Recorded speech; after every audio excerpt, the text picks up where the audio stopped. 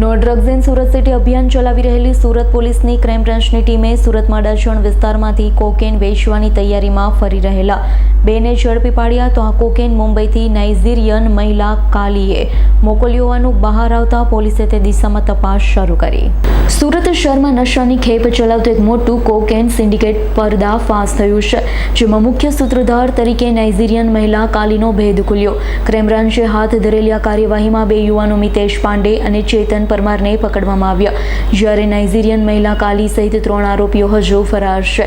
Cocaine ડીલના કેસમાં 8.490 ગ્રામ cocaine, 3 mobile phone, રોકડ રકમ, એક યામાહા સ્કૂટર સહિત કુલ 11,50,020નો મુદ્દામાલ જપ્ત કરાયો છે।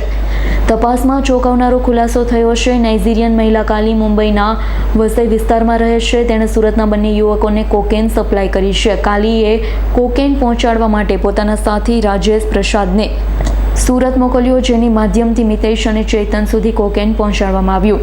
બંને આરોપીઓ સુરતના અડાજણ વિસ્તારમાં કોકેન વેચવાની તૈયારીમાં હતા। ક્રાઇમ બ્રાન્ચે ઓમેગા હોસ્પિટલની બાંધકામ હેઠળની બિલ્ડિંગ પાસે રેડ કરી બંનેને રંગે હાથે ઝડપી લીધા।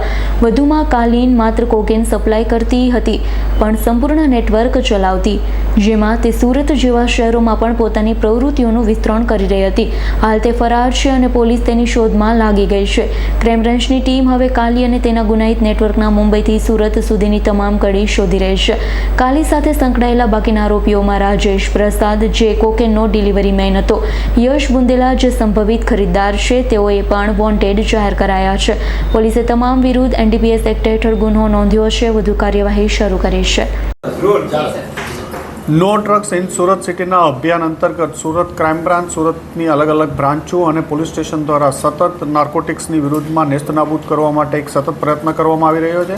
એમાં ક્રાઇમ બ્રાન્ચના પોલીસ ઇન્સ્પેક્ટર SN પરમાર અને એમની ટીમને એક માહિતી મળી હતી કે કોકેન વેચવા માટે 2 ઇસમો આવનાર છે, મિતેશ પાંડે અને ચેતન પરમાર, જે બાતમી આધારે મહાવીર હોસ્પિટલ પાસે વોચ ગોઠવવામાં આવેલી હતી પંચો સાથે। દરમિયાનમાં એક યામાહા એરોક્સ મોટરસાઇકલ ઉપર આ બંને આવતા એમને પકડી પાડવામાં આવ્યા અને એમના કબજામાંથી 9 ગ્રામ જેટલું કોકેન મળી આવ્યું છે। આ કોકેન બાબતે ક્યાંથી લાવ્યો અને શું કરવાનો હતો એ પૂછપરછ કરતાં યશ બુંદેલા નામના એક માણસ વધુ નામ ખોલેલું હતું કે મિતેશ પાંડે અને ચેતન પરમાર, આ યશ બુંદેલા ત્રણેય ભેગા થઈ મુંબઈથી આ ડ્રગ્સ મંગાવી કોકેન અહીંયા અલગ અલગ વિસ્તારોમાં છેલ્લા 6 માસથી વેચે છે। આનું વેચવાનો ભાવ 1 ગ્રામનો 10,000 રૂપિયાથી વધુના ભાવથી આ લોકો વેચતા હોય છે। આગળમાં આમાં પણ એક નાઇજીરિયન લેડી અને એક બીજા માણસનું નામ ખુલ્યું છે અને તપાસ આ બાબતમાં ચાલુ છે। નાઇજીરિયન લેડી કોણ છે સર? ક્યારથી આ લોકો સંપર્કમાં? 6 માસથી એની સાથે સંપર્કમાં છે। સર, કોકેન ક્યાંથી લાવ્યા હતા? સુરતમાં ક્યાં ડિલિવરી માટે જવાના? કોકેન છે એ મુંબઈથી આવેલું હતું અને અલગ અલગ લોકો જે એના રેગ્યુલર કસ્ટમર હશે એમને એ છૂટક તે 6 માસથી આ લોકો ધંધો કરે છે। એમને આઈડેન્ટિફાઈ કરી અને એમને પણ ઓળખવામાં આવશે। આરોપીનો બેકગ્રાઉન્ડ શું?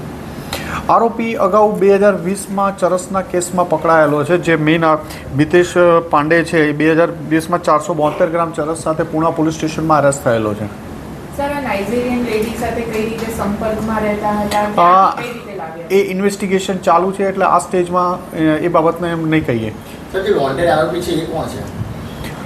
એક નાઇજીરિયન લેડી છે અને બીજા એક માણસનું નામ ખુલ્યું છે। એ બાબતમાં તપાસ ચાલી રહી છે। Bureau report, S9 news, Surat.